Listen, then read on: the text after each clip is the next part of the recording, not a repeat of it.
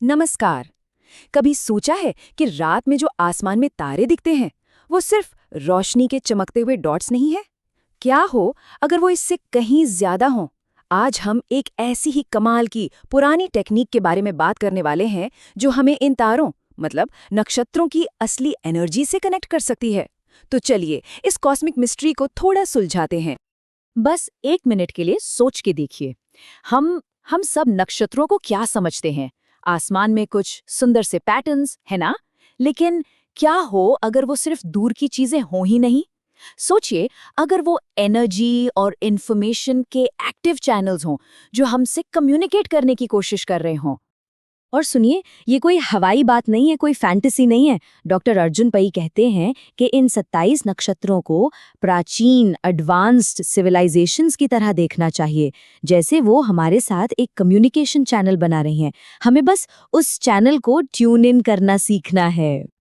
तो फिर सवाल ये उठता है कि ये कॉस्मिक कम्युनिकेशन सिस्टम काम कैसे करता है। इसे समझने के लिए हमें सिस्टम के दो मेन प्लेयर्स को जानना होगा।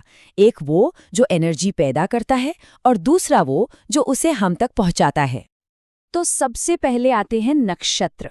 ये जो 27 तारा मंडल हैं, इन्हें ऐसे समझिए जैसे ये कोई कॉस्मिक पावर हाउस हो, बिजली घर की तरह। और हर पावर हाउस यानी हर एक नक्षत्र एक बहुत ही खास, एक यूनिक तरह की एनर्जी या शक्ति बनाता है। और फिर आते हैं ग्रह। अब ग्रह क्या करते हैं?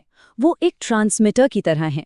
वो नक्षत्रों से आने वाली इस रॉ एनर्जी को पकड़ते हैं, उसे एब्जॉर्ब करते हैं और फिर अपने खुद के रंग में अपनी क्वालिटीज के साथ मिलाकर आगे हम तक भेजते हैं। तो पूरा प्रोसेस देखा जाए तो काफी सीधा है। एक नक्षत्र अपनी शक्ति बनाता है, कोई ग्रह जब उस नक्षत्र से गुजरता है तो वो उस शक्ति को सोख लेता है और फिर वो ग्रह उस एनर्जी को अपनी क्वालिटीज के साथ ब्लेंड करके आगे ट्रांसमिट कर देता है। इसको समझने का एक बड़ा ही जबरदस्त तरीका है रंगीन बल्ब वाली एनालॉजी। मान लीजिए नक्षत्र से आने वाली बिजली तो एक ही है, न्यूट्रल। लेकिन अगर उस बिजली से मंगल ग्रह वाला बल्ब जलाया जाए तो रोशनी होगी लाल, और वहीं अगर बृहस्पति वाला बल्ब जलाया जाए तो रोशनी पीली होगी। देखा, एनर्जी सोर्स एक ही है, बस उसे एक्सप्रेस करने वाला मीडियम बदल गया। अच्छा, तो अब हम ये तो समझ गए कि ये कॉस्मिक एनर्जी बहती कैसे है, लेकिन असली सवाल तो ये है, हम इससे कनेक्ट कैसे करें? और इसका जवाब कहीं बाहर नहीं, हमारे अपने मन की शक्ति में ही है। माना जाता है कि हम अपने दिमाग के असली क्षमता का सिर्फ 3% ही इस्तेमाल करते हैं। सिर्फ 3। इसका मतलब है कि 97% पोटेंशियल अभी भी अनटैप्ड है, सोया हुआ है। सोचिए, हमारे अंदर एक सुपर कंप्यूटर है जिसे हमने अभी तक ठीक से ऑन भी नहीं किया है। और यहीं पर मन की प्रोग्रामिंग का कॉन्सेप्ट आता है। ये तकनीक सिर्फ चीज़ों को पढ़ने या किताबी ज्ञान तक सीमित रहने के बारे में नहीं है। नहीं, ये मन को एक ब्रिज की तरह इस्तेमाल करने के बारे में है, ताकि हम इन एनर्जीज को सिर्फ जाने नहीं बल्कि उन्हें सीधा डायरेक्ट एक्सपीरियंस करें। इस तार्क या मन की प्रोग्रामिंग तकनीक के आप कह सकते हैं 4 मेन पिलर्स हैं। सबसे पहले सही कीवर्ड्स को पहचानना, फिर एनर्जी फ्लैश कार्ड का इस्तेमाल, तीसरा है विजुअलाइजेशन की प्रैक्टिस करना, और सबसे जरूरी रोजमर्रा की जिंदगी में इन एनर्जीज के लिए एक अवेयरनेस बनाकर रखना।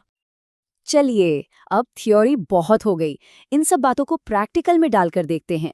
हम अश्विनी नक्षत्र का उदाहरण लेते हैं, जिसे परिवहन का तारा भी कहते हैं, और समझते हैं कि ये तकनीक असल में काम करती कैसे है। तो अश्विनी नक्षत्र की खासियत क्या है? देखिए, इसके देवता हैं अश्विनी कुमार, जो जुड़वा चिकित्सक हैं। इसकी सबसे बड़ी शक्ति है किसी भी चीज तक बहुत तेजी से पहुंचना। इसकी इच्छा है सुनने की अच्छी क्षमता, और इसका अल्टीमेट गोल है एक ऐसी दुनिया बनाना जो बीमारियों से मुक्त हो। अश्विनी की एनर्जी को महसूस करने के लिए इन कीवर्ड्स पर ध्यान दीजिए। चिकित्सक, गति, अग्रणी, साहसी। ये सिर्फ शब्द नहीं है, ये अश्विनी की ऊर्जा का पूरा सार है, उसका एसेंस है। इन्हीं आइडियाज पर हमें अपना ध्यान लगाना है। तो ठीक है, इन कीवर्ड्स और एनर्जीज को अपने मन में गहराई से कैसे बिठाएं? बस यहीं पर एनर्जी फ्लैश कार्ड मेथड काम आता है। ये एक बहुत ही सिंपल लेकिन बेहद पावरफुल रोज की प्रैक्टिस है। तरीका बहुत ही आसान है। फ्लैश कार्ड पर देवता की पहली तस्वीर को देखना है और बीज मंत्र का जाप करना है। फिर अपना ध्यान अगली तस्वीर पर ले जाना है और फिर से मंत्र का जाप करना है। इसी तरह कार्ड पर बनी सभी 12 तस्वीरों के लिए ये करना है और इस पूरे साइकिल को 9 बार दोहराना है। और अश्विनी नक्षत्र के लिए जो बीज मंत्र है वो बहुत ही सरल है, ओम एम। ये वो डिवाइन साउंड है जो इस नक्षत्र की एनर्जी के साथ रेजोनेट करती है। अब जरा इसका गणित देखिए। जब हम 12 तस्वीरों की साइकिल को 9 बार करते हैं तो हम कुल 108 बार मंत्र जाप करते हैं। और ये 108 का आंकड़ा कोई रैंडम नंबर नहीं है। मंत्र साधना में 108 को एक बहुत ही पवित्र संख्या माना गया है। यह हमारे मन को उस ऊर्जा से गहराई तक अलाइन करने में मदद करती है। तो इस पूरी प्रैक्टिस का, इस पूरे अनुष्ठान का असली मकसद क्या है? मकसद है इन सभी तस्वीरों, सिंबल्स और साउंड्स को हमारे हायर कॉन्शियसनेस में इतनी मजबूती से बिठा देना कि हम अश्विनी की ऊर्जा के साथ अपने आप नेचुरली कनेक्ट होने लगें। ये स्लाइड बहुत अच्छे से दिखाती है कि ये प्रैक्टिस हमारी अवेयरनेस को कैसे बदलती है। सिर्फ किताबों से पढ़ना हमें एक बेसिक लेवल पर रखता है, लेकिन जब हम एक्टिव होकर प्रैक्टिस शुरू करते हैं तो हमारी अवेयरनेस बढ़ने लगती है।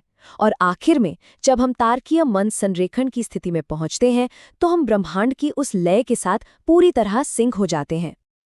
तो आखिर में ये एक सवाल छोड़ जाता है, अगर हम अपने मन को इस तरह से प्रोग्राम कर सकते हैं कि वो ब्रह्मांड के दूर दराज के तारों से कनेक्ट हो जाए, तो फिर सोचिए कि हमारा मन और क्या क्या करने की क्षमता रखता है। क्या इसकी असली क्षमता की कोई सीमा है भी?